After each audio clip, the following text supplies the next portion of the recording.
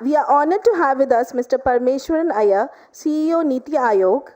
And I'm told that he was an IAS in UP cadre, so this UP connection was really good to have over here. So, and I would request Sir to please now officially release the compendium and address our delegates.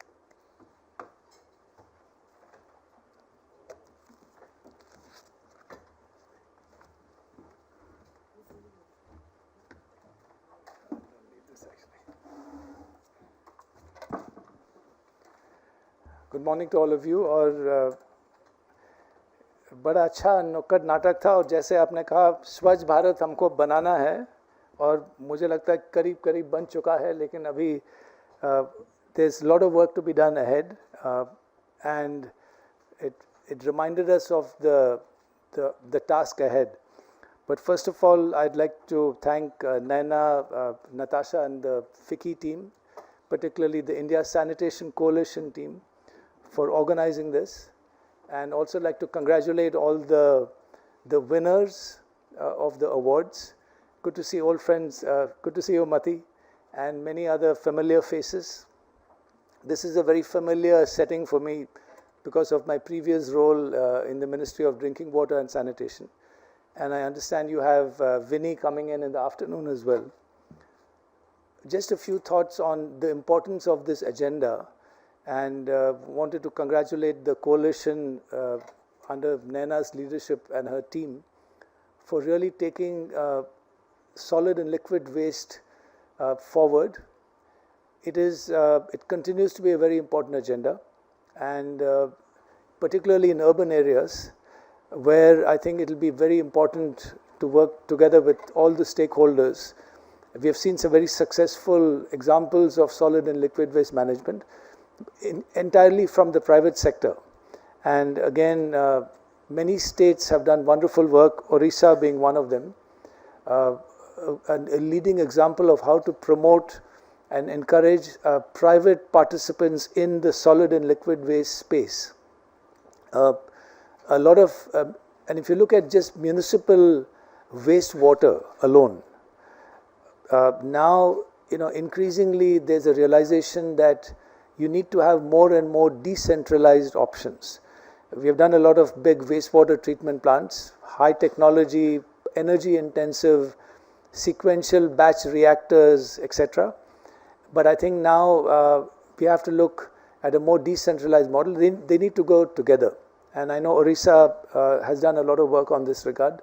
The FHTCs, which I'm sure you have discussed here, many other states are taking it up. Maharashtra, Telangana, Andhra, Karnataka, and other states as well, including UP.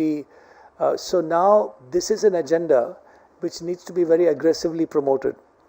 And in NITI, we are working closely with state governments, but also with the Ministry of Housing and Urban Affairs to take this agenda of wastewater treatment forward.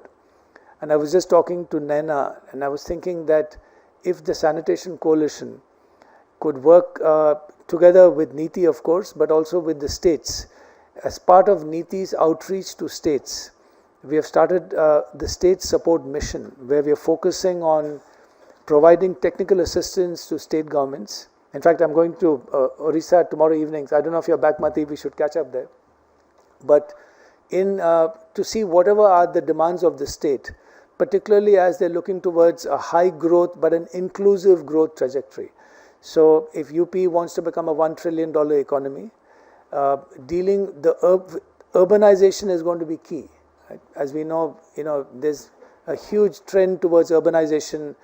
By 2047, I think 50% of the country will be living in urban areas. And if you don't have basic services in urban areas, in peri-urban areas, it's going to be a big challenge.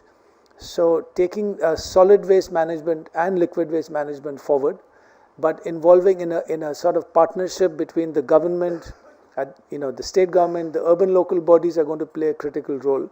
And how do you facilitate and get private participation in this space is going to be critical. So I was flipping through the compendium of the best practices. There's been a lot of work now, but we really need to take all these to scale. And I think that's going to be the big challenge ahead. So at NITI, where I've been now about 5 months, this is, as I've repeated, a very critical agenda. We're very happy to take this forward in partnership with all the stakeholders here as well. And perhaps we should have a separate discussion on that, Naina, whenever you're free. But once again, thank you for inviting me back to your annual event. It's a pleasure to be here. Congratulations to all the winners, and thank the organizers once again for inviting me. I'm sorry, I've got to leave very soon, but if there are any quick questions or comments, happy to stay on for a few more minutes. Thank you. I think if we can take the opportunity of Param Iyer being here in our midst, expert as he is in the field, it would be great. So what maybe we can do is take 3 questions together, and then he can look to answer that. Yeah, yeah. Please. Introduce yourself. Yeah, I'm Wilma Rodrigues from Sahas Zero Waste in Bangalore, and we work. We have around 20 years of work experience. We ourselves are MSME working on decentralized waste management in the private sector as a social enterprise.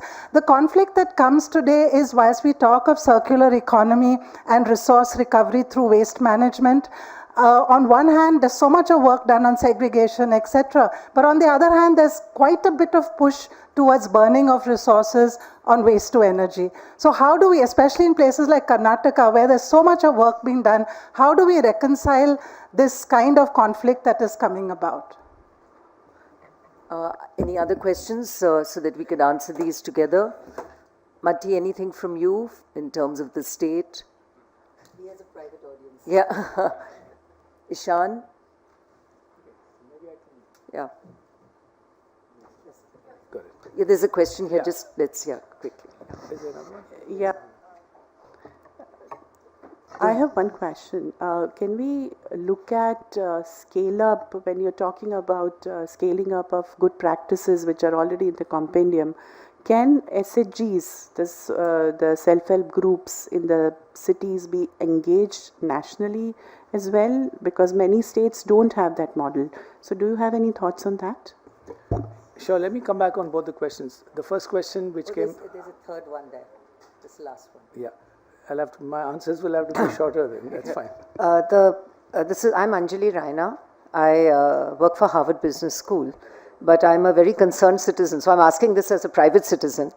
I love the mountains, and there's a lot of tourism in the mountains, there's a lot of trekking, but our most beautiful areas in the mountains where people trek are littered. And of course, the most terrible example is in Mussoorie, where from the airport, there's dirt along the highway. But even in remote areas where people go for trekking, people drop kachra. And in addition to private and public participation, I really believe that media education to change behavior of individuals is very important. The government has done this before in many ways, and if you can have a partnership with media agencies to do a campaign, just like you're doing awards. So the question is really, can you do something to change behavior, and what are you doing to change the behavior of individuals? This beautiful example of this theatre in the morning was one example, but there could be more. So that's the question. And great question, Anjali, because he drove the Swachh Bharat mission behavior change, so no better person to answer that one. But go ahead. So let me just try to quickly respond to all 3. So on the first question of from Bangalore, the circular economy mission, which actually NITI is driving, is in which solid waste management is a key component, is becoming increasingly important in terms of recovery of materials, It's got a huge climate impact in terms of reduction of emissions, but it's also leads to growth. It's got an economic return. And it creates jobs as well. Now, how can that be taken forward at a municipal level? Now, clearly, the local body, so I don't know, the Municipal Corporation of Bangalore, because this is something which obviously cannot be done entirely by the urban body or the local government. You've got to involve, like the Nukkad Natak showed us, everyone has got to get involved, citizens, people who live in the community. But there's got to be a framework for engagement. And I think that's an important responsibility of the municipal corporation, which I presume they're doing. But as part of the civic engagement of the municipal corporation, increasingly many corporations are taking this forward, not just in metros, but also in tier 2 and 3 cities. Now, that's something we can help work with, the Ministry of Housing and Urban Affairs. I think that's what they're trying to do in Swachh Bharat Urban as well. And, the Joint Secretary, Rupa, I don't know if she's not coming today, but we are happy to follow up with Mahua on that. But I think that's important. And that engagement, which is happening organically, perhaps needs to be done in a more systematic way. On the behavior, on SHGs, as you said, there are many states which have taken forward SHG, the movement in a very big way, like Bihar with its Jivika. There are many states which have done it.